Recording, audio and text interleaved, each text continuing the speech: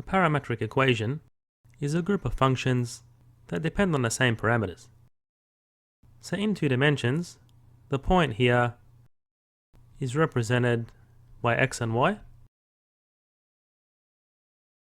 and any point on the curve can be obtained in the closed interval AB by changing this single parameter t. So for example, if t equals a, then we have x and y at a. And we can find the derivative, or the slope of the tangent to the curve, at a point by differentiation using the chain rule. So the derivative, or the slope of the tangent to the curve, is dy dx, which using the chain rule is dy dt by dt dx, which is the same thing as dividing dy dt with dx dt. And the derivative is defined if the derivative of x with respect to t is not equal to 0. Let's find an anti-clockwise parametrization for a semicircle with a radius of 2.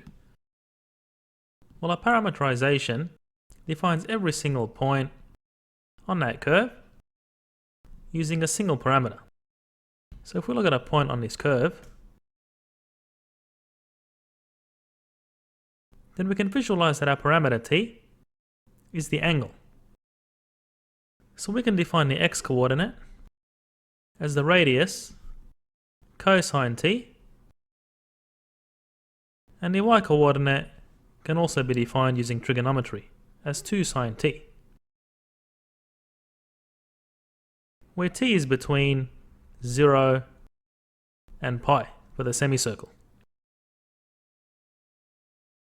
So for t equals 0, x is 2 and y is 0. And for t equals pi, we can see that x is equal to negative 2 and y is equal to 0.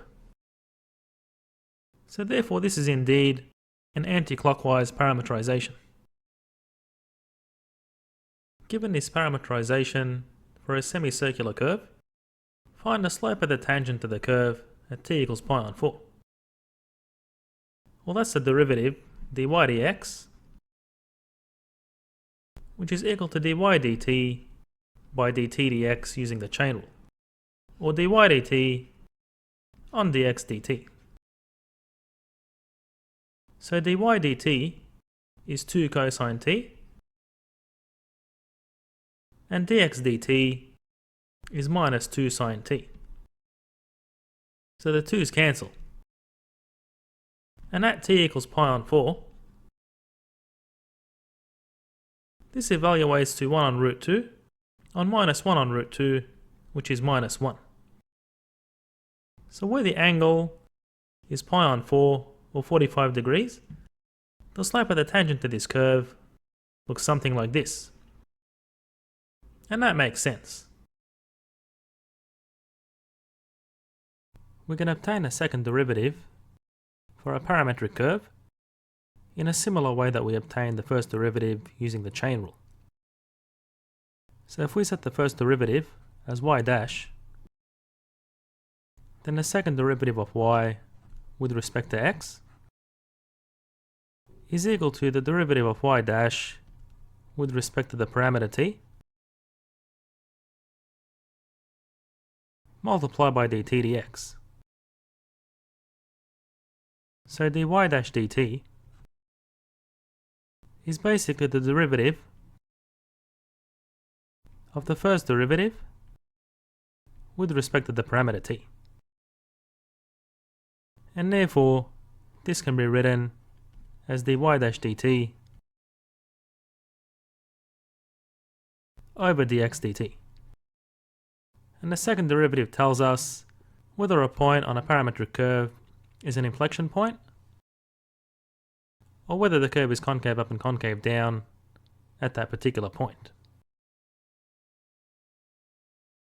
Given these parametric equations, derive an expression for the second derivative.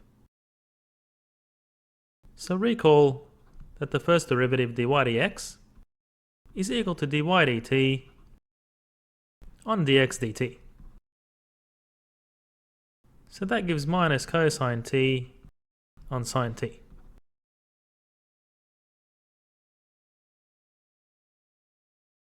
And following a similar trend using the chain rule, the second derivative